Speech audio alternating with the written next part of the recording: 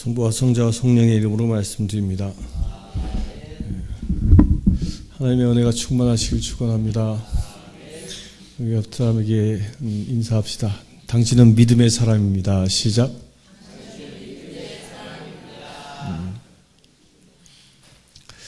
믿음이 있는 자가 행복합니다. 믿음으로 행복을 누리며 사시길 축원합니다.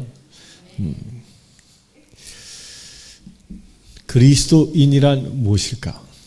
어떤 사람을 보고 그리스도인이라고 할까요? 식당에 가면 전 대구에서는 잘 이렇게 못 보는 것 같아요.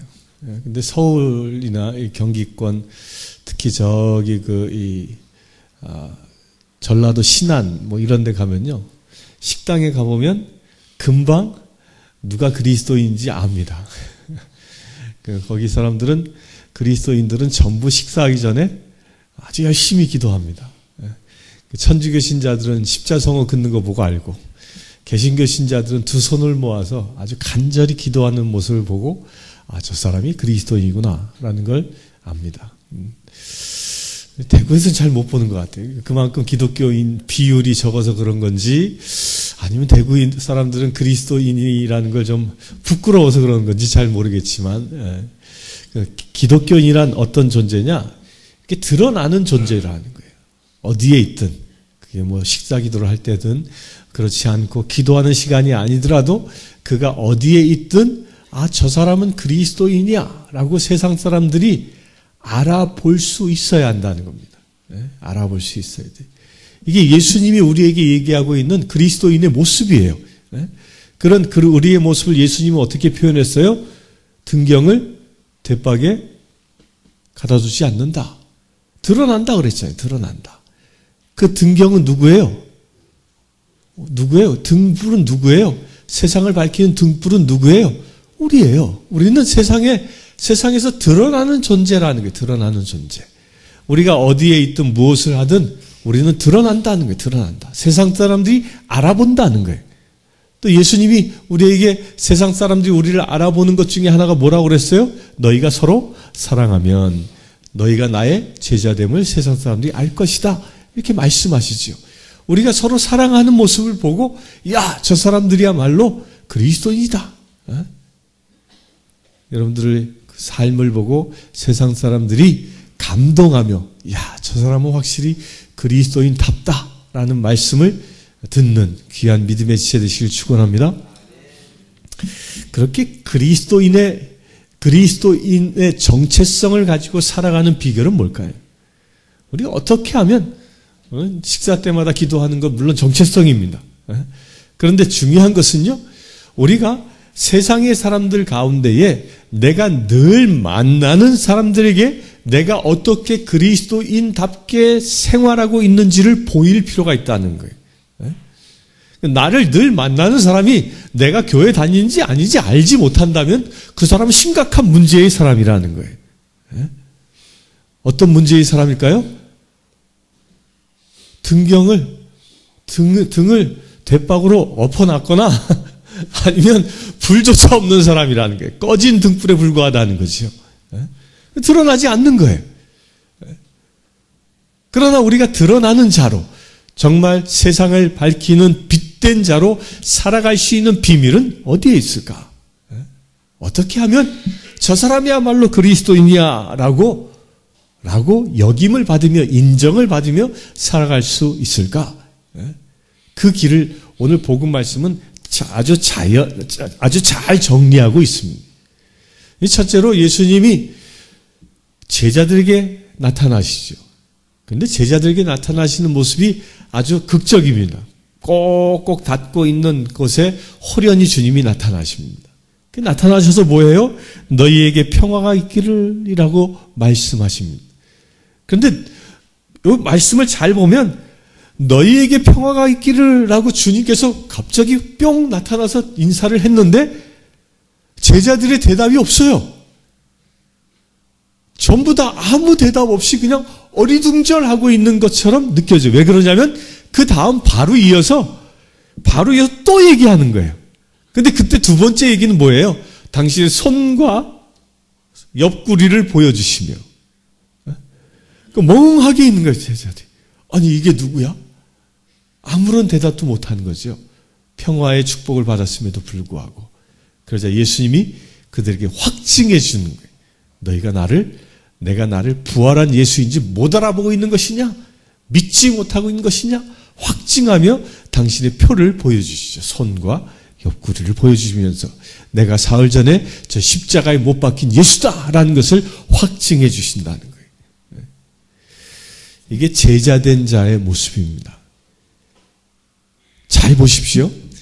제자들이 부활한 예수님을 찾아간 이야기가 아니에요. 찾아가서 만난 자는 막달라 마리아 한 사람밖에 없어요. 초대교회 그런데 핵심이었던 그 12제자들, 그 제자들에게는 제자들이 찾아가 예수를 만난 게 아니라 예수님이 찾아와 제자를 만났다는 거예요. 여기 중요한 포인트가 있습니다. 하나님께서 제자로 택한 자에게는요, 하나님이 스스로 찾아오신다는 거예요.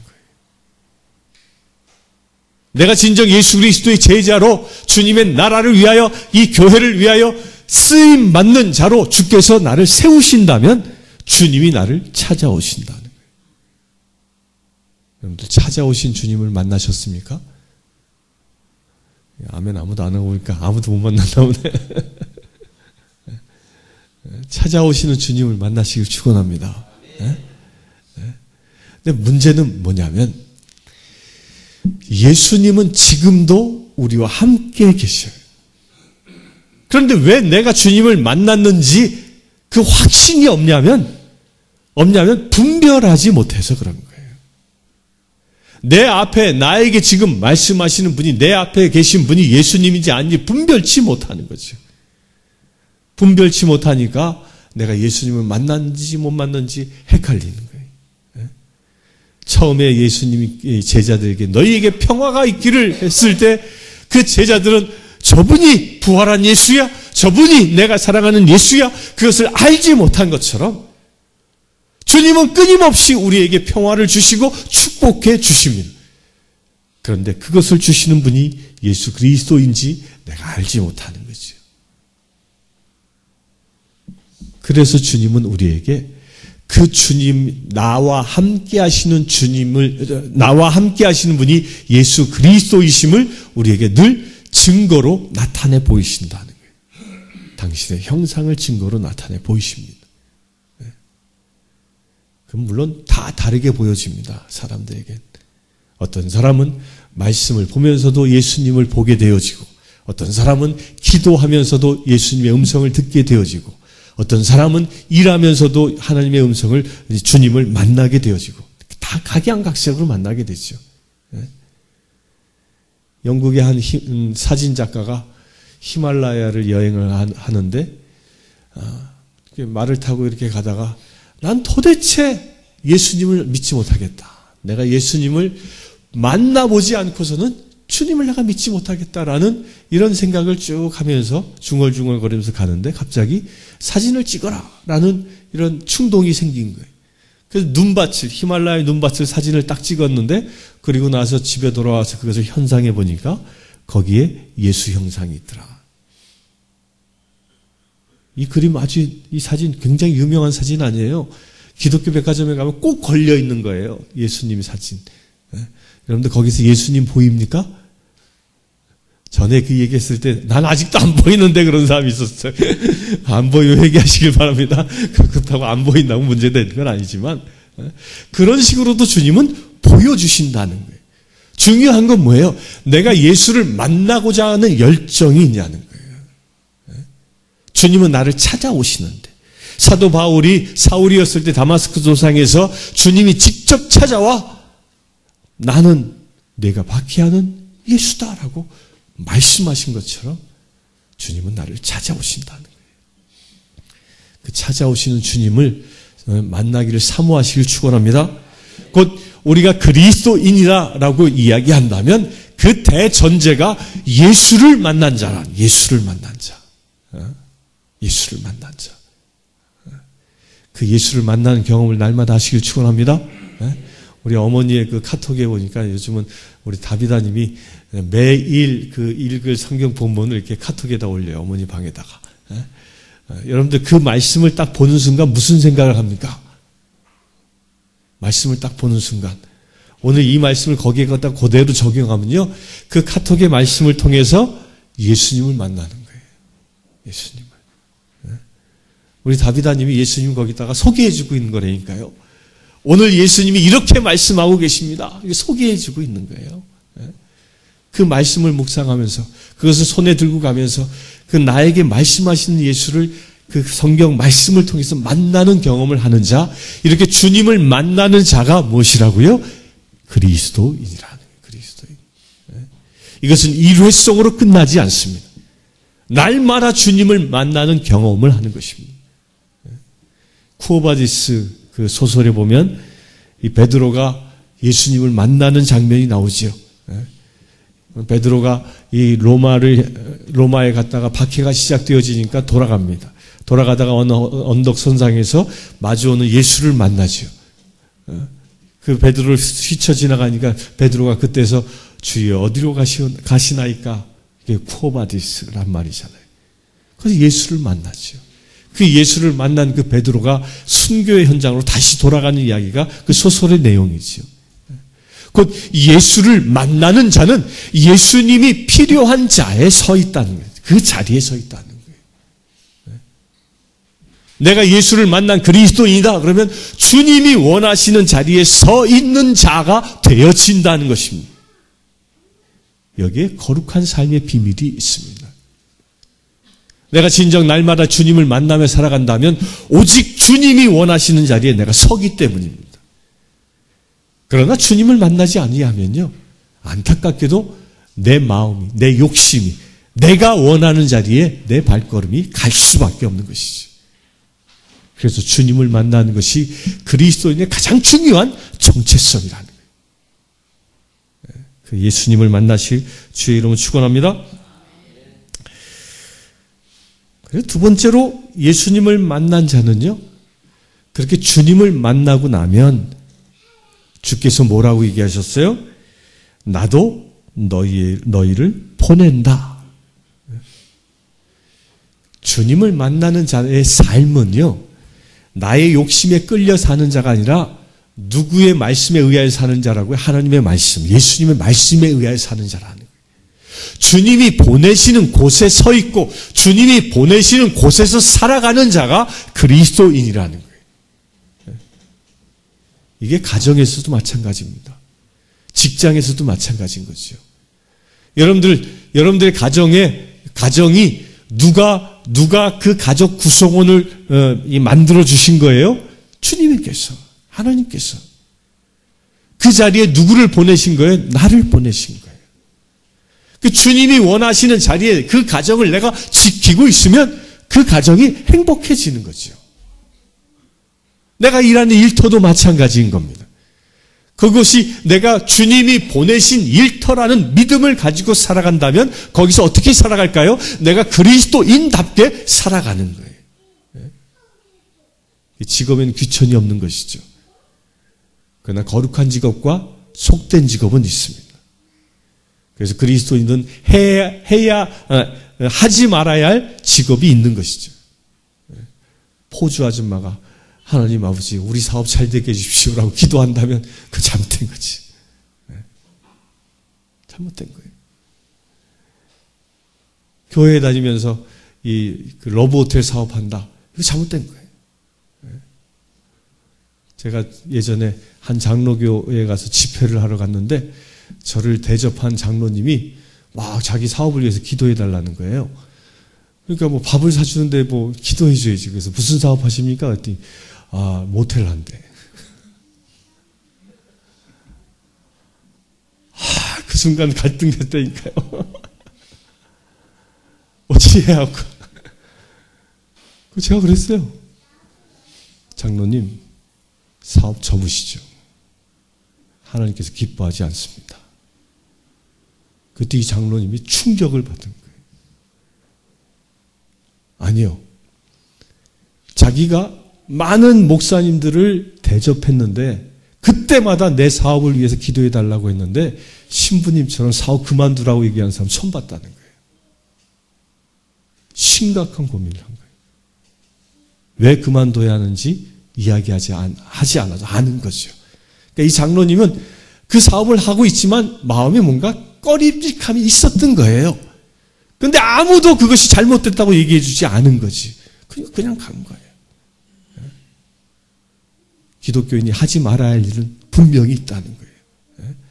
주님이 원하시는 자리에 늘 서 있어야지 주님이 원하지 아니하는 자리에 나의 필요 때문에 서 있다면 그것은 죄악이라는 거예요. 죄악. 모든 죄가 여기서부터 시작되어집니다. 오직 주님이 원하는 자리에 서시길 축원합니다. 우리 그리스도인들 그래서 내가 어딜 가든 무엇을 하든 나는 주께로부터 보냄받은 자다라는 그 믿음의 확신이 있어야 됩니다. 그렇게 믿음의 확신을 가지고 살아간다면 여러분들의 삶이 빛된 삶이 되는 것입니다. 그렇게 믿음의 확신을 가지고 보냄받은 자라는 믿음의 확신을 가지고 사는 자가 그리스도인이라는 거예요. 따라서 이런 믿음의 확신이 있는 자는요, 내가 누구를 만나도 무엇을 해도 누구를 표현합니까? 누구를 드러냅니까? 예수 그리스도를 드러내는 것입니다. 그게 빛된 자입니다. 여러분들 대구에 태어나신 것이 행복한 아주 가장 중요한 행복의 이 축복의 비밀인 줄 믿으시길 바랍니다. 왜 그럴까요? 대구는 기독교인 비율이 적어. 따라서 여러분들이 그리스도인답게 빛을 발할 수 있는 예수 그리스도를 증거할 수 있는 기회가 더 많은 거예요. 그렇게 보냄받은 자답게 사시길 축원합니다. 그렇게 보냄받은 자에게 주시는 은혜가 있어요. 주께서는 우리를 보내고 파송하실 때는 나 혼자 가게 하지 않는다는 거예요. 누가 동행하신다 그랬습니까? 성령 하나님께서. 그래서 예수님은 나도 너희를 보낸다라고 말씀하시며 숨을 내쉬시며 뭐라 했어요? 성령을 받으라 그랬어요. 성령님은 어떤 분이에요? 하나님이신 분이에요. 삼위일체 하나님이신 분이에요. 그 삼위일체 하나님이 나와 동행하시는 것이죠. 예수 그리스도는 승천하셔서 하늘 우편에 계시지만 보좌 우편에 계시지만 성령 하나님이 나와 더불어 가시면서 내가 그리스도인답게 살아갈 수 있는 모든 필요한 것들을 제공해 주신다는 거예요. 이게 믿음의 사람입니다. 그리스도인은 꾸지 아니하고 꾸어주는 자 된다 그랬죠. 그리스도인은 무엇을 먹을까 무엇을 마실까 근심 걱정하지 않는다 했죠. 그렇게 할 수 있도록 가능하도록 우리를 인도하시는 분이 누구라고요? 성령 하나님이에요. 그래서 우리 그리스도인은 어떤 믿음이 있어야 돼요? 내가 나 혼자 있는 게 아니라 내가 어디에 있든 내가 보냄받은 자답게 살아간다면 그곳에 나와 더불어 누가 계십니까? 성령 하나님이 계신 거예요. 이게 대단히 중요한 겁니다. 성령 하나님이 나와 함께 계시다라는 믿음의 확신이 있는 사람은요, 절대로 견나갈 수 없습니다. 거짓된 삶을 살 수 없는 것이죠. 성령 하나님이 시키시는 일들만 하고 살아간다면 그의 삶은 빛을 발하는 삶이 되어질 수 있는 것입니다. 우리 사랑하는 성도님들, 여러분들이 어느 곳에 있든지 나는 성령 하나님과 더불어 살아가는 자라는 믿음의 확신을 가지시길 축원합니다. 이런 확신이 있을 때요, 세상 사람들을 위하여 기도할 수 있는 힘이 생기는 거예요. 내가 무엇을 구할까 알지 못할 때 누가 나를 대신해서 기도해 주신다고요? 성령님이. 이런 믿음을 가지시길 축원합니다. 이렇게 성령과 더불어 살아가는 자의 또 은혜가 무엇이 있냐면요, 용서하는 은혜가 있습니다. 용서하는 은혜. 주께서 뭐라고 그랬어요? 누구의 죄든지 너희가 용서해 주면 그들의 죄는 용서받는다. 용서하는 죄. 사람들이 보면 세상에서 힘들고 어려워하고 고통스러워하는 모든 일들의 그 근원을 잘 따져보면 이 분노함이에요. 누군가가 나에게 억울한 일을 하여서 그것에 대한 분노, 그를 용서하지 못한 마음이 그로 하여금 힘들게 하는 거예요. 이게 불행의 씨앗이라는 거예요. 씨앗이라는 거예요. 그러니까 나를 힘들게 한 그 누구, 그 어떤 존재를 내가 용서하기만 해도 그 순간 무엇이 찾아올까요? 주의 평화가 찾아오는 겁니다. 그런데 세상은 그 용서를 어떻게 하라고 그럽니까? 안갚음으로 하라고 얘기를 해요. 이는 이로, 이게 칼은 칼로, 주먹은 주먹으로. 안갚음해야 무엇인가 속이 풀리는 듯한 그런 유혹을 합니다. 그래서 내가 안갚음하지 못한 것이 무엇이 돼? 그게 원한이 되는 거예요, 원한이. 그 원한이 어떻게 그럼 풀려져? 안갚음을 해야 풀어지는 거예요. 복수를 해야 풀어지는 거예요. 그에 상응한 응징을 가해야 내가 풀어진다라고 생각하는 거예요. 이게 원한을 품고 사는 것이죠. 안타깝게도 그 원한, 이런 것은 누가 주는 거예요? 사단이 주는 거예요, 사단이. 그래서 예수님은 뭐예요? 너희가 행복을 전하는 자, 평화를 전하는 자, 하나님의 나라를 일구는 자 되기 위해서는 무엇부터 하라고요? 성령의 힘에 의하여 그의 힘을 빌어서 용서하는 자로 살아가라는 거예요. 용서하는 자. 옆 사람이 고백합시다. 당신을 용서합니다. 시작. 용서하는 자. 진지하게 용서할 수 있어요.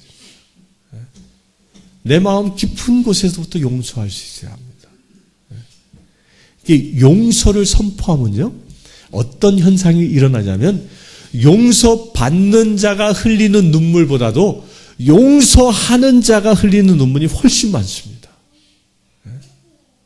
깊은 곳에서부터 내가 그 모든 묶임, 용서하지 못해서 얻어진 그 묶임으로부터 자유해지는 기쁨을 크게 누릴 수 있기 때문에 그때 오는 감동이 엄청나게 큰 겁니다.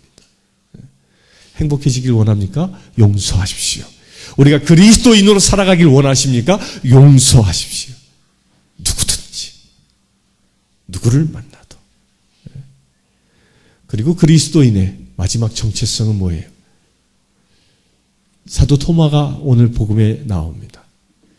토마는 의심이 많은 자였다 그럽니다. 부활하신 주님을 제자들이, 동료들이 만났다고 했는데, 나는 그분의 손에 손가락 넣어보고 옆구리를 만져보지 않으면 믿을 수 없어. 그렇게 부인했던, 의심했던 토마. 그 토마에게 예수님이 나타나서 뭐라고 얘기하십니까? 너는 나를 보고야 믿느냐? 나를 보지 않고도 믿는 사람은 뭐하다고요? 믿는 사람은 행복하다. 이 그리스도인의 정체성이 여기 두 가지가 숨어 있는 거예요. 믿으면 뭐해진다? 행복해진다. 그런데 무엇을 믿는다고요? 예수님이 부활하셨다는 사실. 이 사실을 믿는 자예요. 여러분들요, 내가 예수님이 부활하셨다는 사실을 믿으면 나는 그분을 증거하게 되어져 있어요.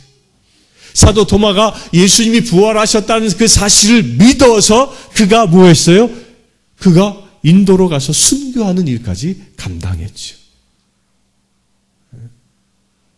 여기 가야까지 오셨다는 얘기도 있어요.